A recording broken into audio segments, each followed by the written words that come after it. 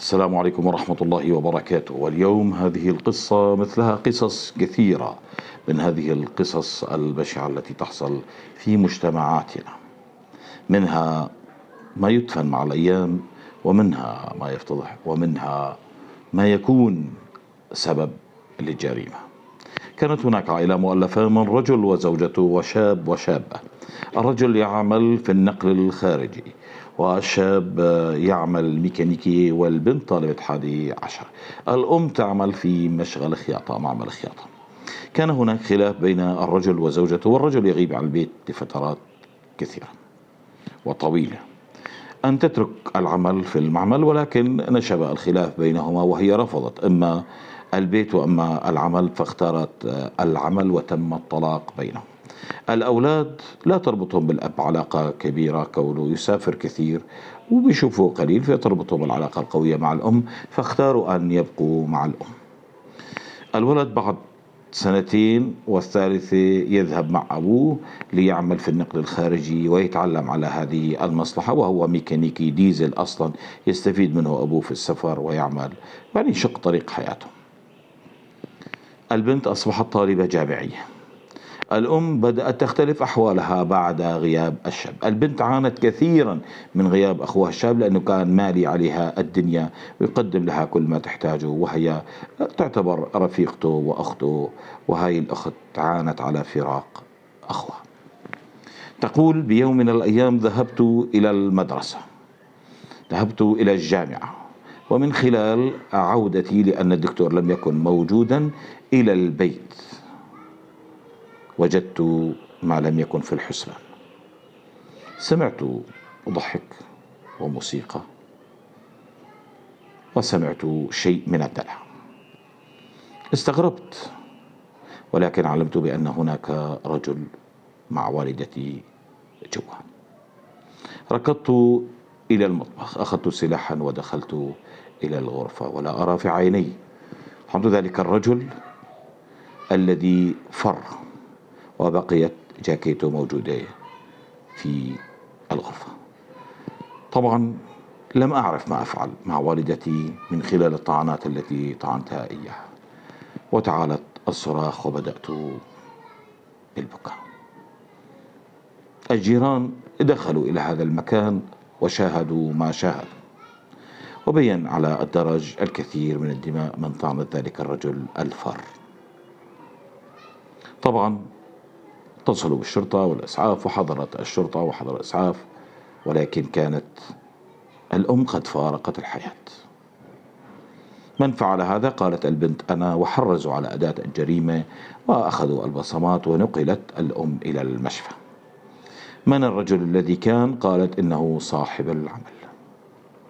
وهنا يبدأ التحقيق مع الابنة في مراكز الشرطة. تقول هذه الفتاة: بعد سفر أخي بدأت أحوال أمي تتغير من حيث اللباس ومن حيث الشكل، وأحيانا كانت تطلب مني أن أذهب وأنام عند الجيران، لأن بنت الجيران معي طالبة جامعية وهي رفيقتي منذ الصغر، أو البنات يجوا يناموا عندي، بحجة بأنها تذهب إلى صديقتها، لأن صديقتها في المعمل مريضة موجودة بالمشفى وما معها حدا. كانت أحيانا تنام برات البيت. كنت ألاحظ بأن أمي تأخذ التليفون ويبقى عندها لفترات طويلة في الغرفة، تتكلم فترات طويلة، ولكن لم أعر انتباه. لفت انتباهي مرة من المرات عندما ذهبنا إلى احتفال في المعمل بأن هناك تناغم بينها وبين صاحب العمل، الذي حاول أيضا أن يتقرب مني. فأنا هذا الجو لا يعجبني، واختلفت مع أمي اختلاف كثيرا، وقلت لها أبوي على ما يبدو كان معه حق، أنك لازم تتركي الشغل. فبدأت أنا أحاول مراقبة أمي، ولكن لا أستطيع، لأنني أنا ملتهية في دراستي، وأذهب إلى الجامعة وأعود إلى البيت. الحقيقة بأنني بالأصل لم كنت أعرف أي شيء عن أمي وما يحصل معها. الذي حصل معي اليوم هو تراكمات كثيرة جعلتني أفكر حقيقة بأن الأغراض والهدايا والأموال التي كانت تغدق ليست هي من الراتب فقط. وسألوها أيضا: هل أقدمت على طعن ذلك الرجل؟ قال: نعم، أقدمت على طعنه، ويا ليتني خلصت عليه. لماذا فعلت ذلك؟ قال: انتقاما لكرامتنا وحفاظا على شرف أخوي وشرفي، وأنا من سيأخذني إذا علموا بأن أمي كذا وكذا. طبعا هذه البنت تتكلم بحسب نظر الشرطة بأنها تعتبر بلا وعي، وقالت لهم الكثير والكثير عما كان يحصل من خلال وجودهم في بعض الحفلات. وباختصار لهذه القصة، بدأوا يبحثوا عن الرجل الذي ترك جاكيته في البيت. طبعا وجدوه في إحدى مشافي الخاصة بأنه مدعي بمحضر شرطة أنه طعنه شاب وحاول سرقة محفظته. بدأ هذا الرجل يعترف للشرطة بعد المواجهة مع البنت بأنه صحيح كان موجود. قال: أنا لم يكن لي في البيت إلا بضع دقائق، ونحن ما كنا عم نساوي شيء، ولكن كان هناك موسيقى وعبارة عم نضحك وعم نمزح وممكن نرقص. أنا ما لي 10 دقائق موجود في البيت، فهجمت علي كالوحش وضربتني. هذا الرجل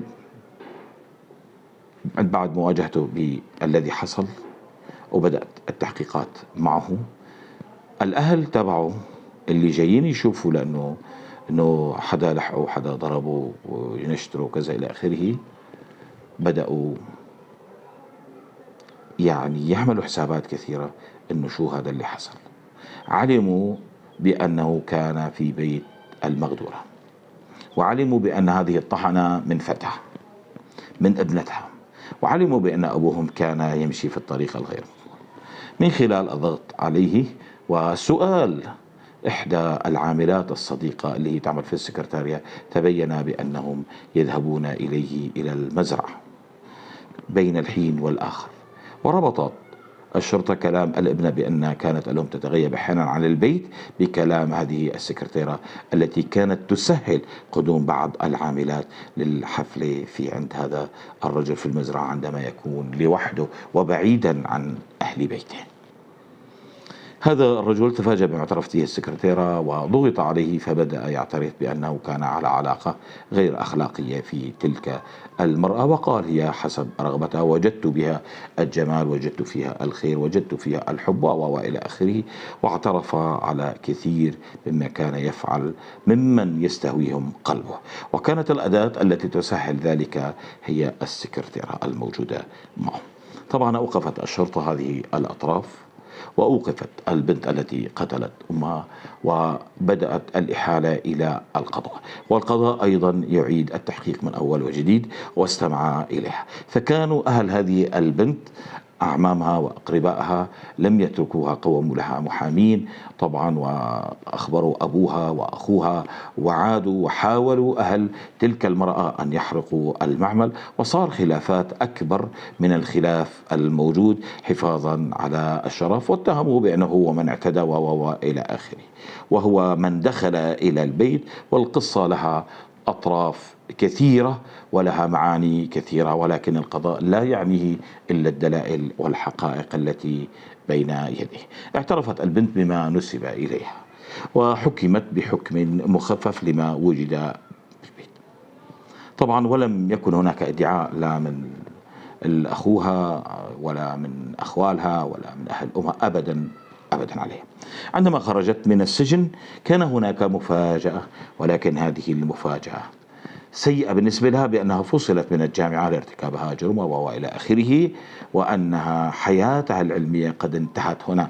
ولكن تقدم لها كثير من شباب القرية لما فعلته بوجهة نظرهم أنه عمل بطولي، بأنها هي حافظت على الكرامة، هي دافعت عن الشرف، هي دافعت عن العرض، هي خرجت تكون زوجة لأي من الشباب الذي تختاره. طبعا تقدم لها الكثير، وقبلت بأحد أبناء عمومتها اللي كان له الشرف وقال بأنها تاج على رأسه، ولكن كانت صدمة لأخوها وأبوها. الأب لم تكن الصدمة كبيرة، لأنه على ما يبدو كان عنده شيء من هذا القبيل أو معرفة بهذا الشيء، لذلك كان حابب يتركها من العمل. القصة هذه أن لا يوجد جريمة كاملة، الوضع الذي كنت به أنت والكثير ومن يسمع ومن يعرف بأن هناك مشاكل تحصل، لابد أن ينتهي الأمر، إما لجريمة وإما لفضيحة. طبعا ما فعلته الفتاة كان عمل بالنسبة لها بطولي، بالنسبة لأهلها بطولي، ولكن ربما كثير من المجتمعات لا تقبل ما حصل أبدا أبدا، نظرا للحرية ونظرا إلى آخره. لكن نحن في مجتمعاتنا العربية نبجل الفتيات اللواتي يدافعن عن أعراضهن. أسأل الله لكم الخير والعافية من كل شيء، دمتم بخير، والسلام عليكم ورحمة الله وبركاته.